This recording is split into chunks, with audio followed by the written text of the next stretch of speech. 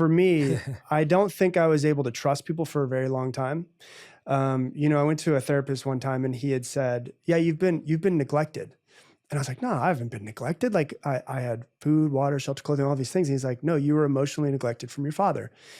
And I was like, "Oh my God, I that really like rings true." But what happened was I had developed this feeling over my lifetime of I've got to do it alone. I can't trust anybody. No one else can do it for me. Like there were times when my dad would, even though and he was an amazing person, I always tell people like I'm so grateful that I had the father that I had.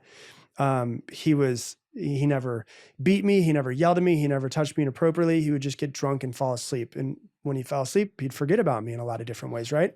So there was that neglect of like, he would say, "Hey, I'm going to come pick you up and we're going to go fishing." Cause I lived in Florida. And I, would sit on the front porch for an hour, 2 hours with my fishing pole and he would just never show up. Right. And so there were aspects of that. And I think somewhere along the line,